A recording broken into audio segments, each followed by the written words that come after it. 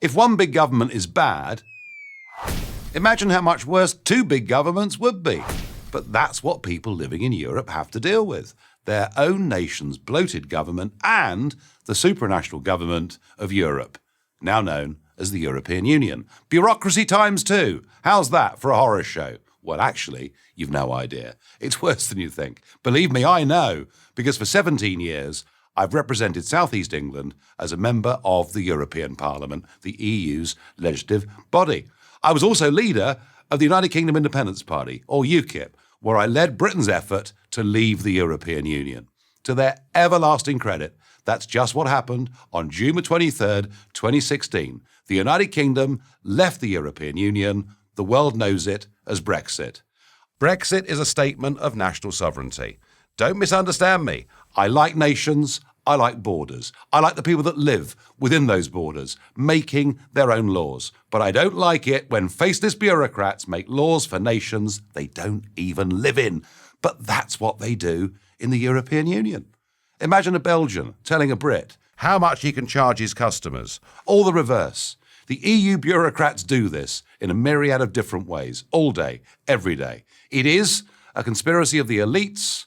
Who are those elites? Well, they're a bunch of self-important, overpaid social engineers with useless college degrees who have never done a proper day's work in their lives and have no connection with ordinary, decent people. I'll take the good sense of an Italian farmer or a French baker over the arid intellectualism of an EU bureaucrat any day. And I say these things not as an anti-European. I love Europe. It's a fantastic, exciting, great continent. Different peoples, languages and cultures. But these peoples, with their languages and cultures, have effectively been hijacked by a giant, ever-expanding bureaucracy, the European Union. People will say, but isn't there a parliament? A European Parliament that represents the people of Europe? Well, yes, but this body has got no real power. It can't make its own laws. Rather, the power resides with the European Commission. They're unelected and they can't be removed. And that's how absurd the whole thing is. The European Parliament meets in Brussels. At least, that's what I thought when I was elected there. But once a month, do you know what happens? They load the contents of our offices and papers into big plastic trunks.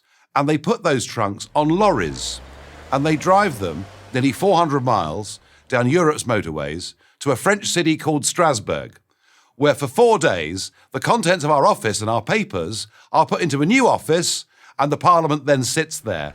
12 times a year, this back and forth happens, and this from an organisation who say they want to reduce their level of carbon footprint. This from an organisation whose accounts have not been given a clean bill of health by the auditors for the last 20 years. This, a Parliament? It's more like a travelling circus. Now, all of Europe knows that it's costing nearly 300 million euros every year to move this back and forth from Brussels to Strasbourg. So why isn't it reformed? Well, the way the EU's been structured, to change that would require changing the treaties.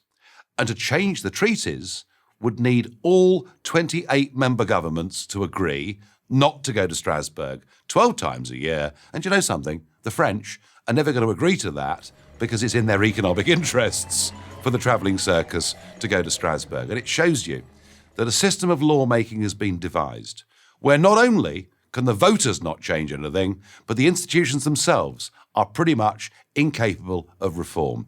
Unfortunately, this is no laughing matter. Let me give you an example my countrymen know only too well. The United Kingdom is an island. It's surrounded by the sea. And yet, as members of the European Union, we were only allowed to catch 20% of the fish swimming in territorial British waters. What that meant were tens of thousands of jobs lost in Britain's coastal communities as we effectively gave away the ability to look after one of our greatest resources to a bureaucracy based in Brussels. No wonder we left the EU. Again, I have nothing against Europe, quite the opposite. I want good relations between all the European nations. I want prosperous, free and fair trade between those nations. But I'll be damned if I'm going to give up my rights as a British citizen so that some Eurocrat can tell me how to live. I won't do it, and I'm certain that across the continent, ultimately, the French and the Italians won't put up with it either. I'm Nigel Farage for PragerU. Thank you for watching this video. To help keep PragerU videos free, please consider making a tax-deductible donation.